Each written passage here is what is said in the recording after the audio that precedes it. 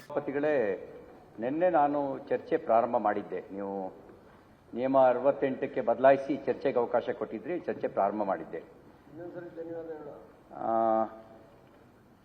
ರಾಜ್ಯದಲ್ಲಿ ಇದುವರೆಗೂ ನಡೆದಿರ್ತಕ್ಕಂಥ ಹಗರಣಗಳಿಗೆ ಹೋಲಿಸಿದ್ರೆ ಇದು ಒಂದು ರೀತಿ ಹಗಲು ದರೋಡೆ ಅಂತಂದ್ರೂ ತಪ್ಪಾಗಲಿಕ್ಕಿಲ್ಲ.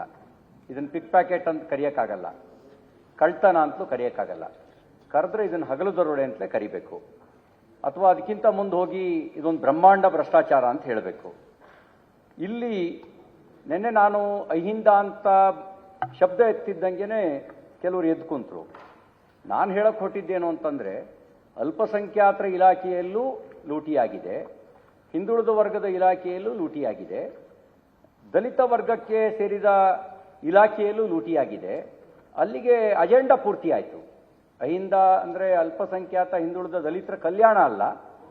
ಅಹಿಂದ ಅಂತ ಹೇಳಿದ್ರೆ ದಲಿತ ಅಂದರೆ ಎಲ್ಲ ಸೇರ್ತಾರ, ಬೋವಿನೂ ಸೇರಿದಂತೆ. ಆಮೇಲೆ ನಾನು ಯಾವ ಪೀರಿಯಡ್ ಅಂತ ಹೇಳಿಲ್ಲ, ಯಾವ ಪೀರಿಯಡ್ ಅಲ್ಲಿ ಕಳ್ತನ ಮಾಡೋರು ಇಲ್ಲಿದ್ದವ್ರು ಕಳ್ತನ ಮಾಡಿರೋ ಸರಿ, ಅಲ್ಲಿದ್ದವ್ರು ಕಳ್ತನ ಮಾಡಿರೋ ತಪ್ಪು ಅಂತಂದ್ರೆ ಅವಾಗ ಸಂವಿಧಾನದ ಆಶಯಗಳಿಗೆ ಬೆಲೆ ಇಲ್ದಂಗಾಗತ್ತೆ. ಕಳ್ತನ ಮಾಡಿರೋರು ಜಾತಿನ ನೋಡಿ ಈ ಜಾತಿಯವ್ರು ಕಳ್ತನ ಮಾಡಿರೋ ಮಾಫಿ ಅಂದ್ರೆ ಅದು ಸಂವಿಧಾನಕ್ಕೆ ಬಗೆಯೋ ಅಪಚಾರ ಆಗುತ್ತೆ. ಕಳ್ತನ ಯಾರು ಮಾಡಿದ್ರು ಕಳ್ತನನೇ. ಕಳ್ಳರಿಗೆ ಜಾತಿ ಇದೆಯಾ ಪರಮೇಶ್ವರ್ರೆ? ನೀವು IPCಯಲ್ಲಿ ಕಳ್ಳನ ಜಾತಿ ನೋಡಿ ಕೇಸ್ ಹಾಕ್ತಿರೋ ಅಥವಾ ಆ ಕಳ್ತನದ ದೂರನ್ನ ಆಧರಿಸಿ ಪ್ರೈಮಾ ಫೇಸಿ ಮೇಲೆ ಕೇಸ್ ಹಾಕ್ತಿರೋ? ನೀವು ಹಾಗೆ ಸಭಾಪತಿಗಳೇ, ಹಾಗೆ ಅವರು ಮಾತಾಡುವಾಗ ಮಾತ್ರ ಅಹಿಂದ ನಂಬರ್ 1 ನಂಬರ್ 2 ಅಂತೆಲ್ಲ ಮಾತಾಡ್ತಾರೆ. ಇಲ್ಲ, ಮಾತಾಡಲ್ಲ, ನೇರವಾಗಿ ಹೇಳ್ತೀನಿ ಹೆಸರನ್ನ.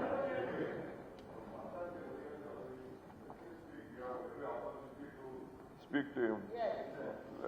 You have a say. Let it do it, please. ಅಂದ್ರೆ ದಲಿತರ ಕಲ್ಯಾಣಕ್ಕೆ, ಶೋಷಿತರ ಕಲ್ಯಾಣಕ್ಕೆ ಬಳಕೆ ಆಗಬೇಕಾದಂತ ಹಣ, ನಿಮ್ಮ ನೀವು ಅದೇ ಸ್ಪೀಡಲ್ಲಿ ಮಾತಾಡಿ, ಇನ್ನ ಬೇಕಾದ್ರೆ ಜಾಸ್ತಿ ವಾಯ್ಸಲ್ಲಿ ಮಾತಾಡಿ. ಅದನ್ನ ಲೂಟಿ ಮಾಡಿರೋ ಜೊತೆಗೆ ಇದ್ರ ಪರಿಣಾಮ ಒಬ್ಬ ಪ್ರಾಮಾಣಿಕ ಅಮಾಯಕ ಅಧಿಕಾರಿ ಬಲಿಪಶುವಾಗಿ ಆತ್ಮಹತ್ಯೆ ಮಾಡ್ಕೊಂಡಿದ್ದಾನೆ. ಈಗ ಟ್ರೆಜರಿ ಬೆಂಚಲ್ಲಿ ಇರೋರು ಅವಾಗ ವಿರೋಧ ಪಕ್ಷದಲ್ಲಿದ್ರು. ಹಿಂದೆ ಒಂದು ಆತ್ಮಹತ್ಯೆ ಆದಾಗ ಇದು ಆತ್ಮಹತ್ಯೆ ಅಲ್ಲ, ಇದು ಸರ್ಕಾರಿ ಪ್ರಾಯೋಜಿತ ಕೊಲೆ, ಈ ಕೊಲೆಗೆ ಸರ್ಕಾರವೇ ಹೊಣೆ ಅಂತ ನಮ್ಮ KPCC ಅಧ್ಯಕ್ಷರು ಉಪಮುಖ್ಯಮಂತ್ರಿಗಳು DK ಶಿವಕುಮಾರ್ ಅವರು ಹೇಳಿದ್ರು.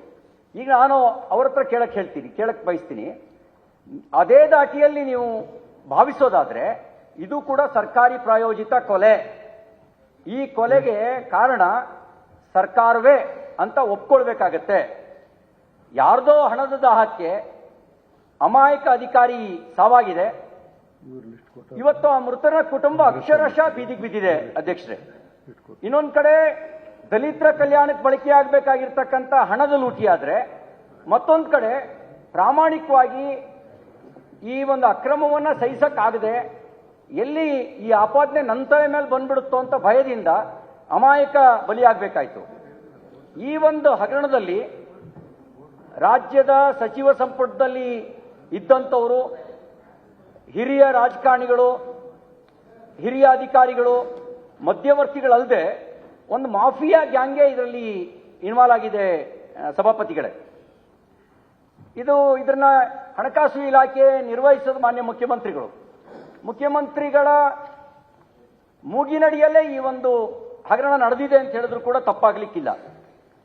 ನೋಡಿ, ಮಹರ್ಷಿ ವಾಲ್ಮೀಕಿ ಅಭಿವೃದ್ಧಿ ನಿಗಮ 2006-07ರಲ್ಲಿ, ತಿಪ್ಪೇಸ್ವಾಮಿ ಅವರೇ, 2006-07ರಲ್ಲಿ ಕುಮಾರಸ್ವಾಮಿ ಅವರು ಮುಖ್ಯಮಂತ್ರಿ ಆಗಿದ್ರು, ಯಡಿಯೂರಪ್ಪನವರು ಉಪಮುಖ್ಯಮಂತ್ರಿ ಆಗಿದ್ರು, ಹಣಕಾಸು ಖಾತೆ ಸಚಿವರಾಗಿದ್ರು. ಆಗ ಬಜೆಟ್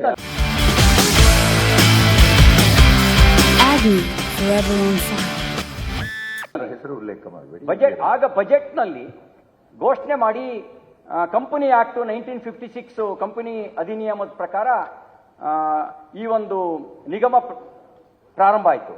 ಪ್ರಾರಂಭ ಮಾಡಿದ ಉದ್ದೇಶ ಪರಿಶಿಷ್ಟ ಜನಾಂಗದ ಕಲ್ಯಾಣ ಆಗಬೇಕು ಅಂತ ಉದ್ದೇಶ ಇಟ್ಟು ಈ ನಿಗಮದ ಪ್ರಾರಂಭ ಮಾಡಿದ್ದು. ಸಹಾಯಧನ ಕೊಡಬೇಕು, ವೈಯಕ್ತಿಕ ನೀರಾವರಿಗೆ ಸಹಾಯ ಮಾಡಬೇಕು, ವ್ಯಾಪಾರದ ಸಾಲ ಸೌಲಭ್ಯ ಕೊಡಬೇಕು ಅಂತ ಹೇಳಿ ಇಂಥ ಮಹಾನ್ನೋತ ಉದ್ದೇಶದಿಂದ ಈ ಒಂದು ಅಭಿವೃದ್ಧಿ ನಿಗಮದ ಪ್ರಾರಂಭ ಆಗಿದ್ದು ಸಭಾಪತಿಗಳೇ. 2000 ಅನುಕ್ಷಣದ ಸುದ್ದಿಗಳಿಗಾಗಿ ವಿಸ್ತಾರ ನ್ಯೂಸ್ ಯೂಟ್ಯೂಬ್ ಚಾನೆಲ್ ಸಬ್ಸ್ಕ್ರೈಬ್ ಮಾಡಿ. ಹೊಸ ಸುದ್ದಿಗಳ ನೋಟಿಫಿಕೇಶನ್ಗಾಗಿ ಬೆಲ್ ಐಕಾನ್ ಕ್ಲಿಕ್ ಮಾಡಿ. ಲೇಟೆಸ್ಟ್ ಅಪ್ಡೇಟ್ಸ್ಗಾಗಿ www.vistaranews.com ವೆಬ್ಸೈಟ್ಗೆ ವಿಸಿಟ್ ಮಾಡಿ. ಅಂಗೈಯಲ್ಲೇ ಜಗತ್ತಿನ ಸುದ್ದಿ ತಿಳಿಯಲು ವಿಸ್ತಾರ ನ್ಯೂಸ್ ಕನ್ನಡ ಆಪ್ ಡೌನ್ಲೋಡ್ ಮಾಡಿ.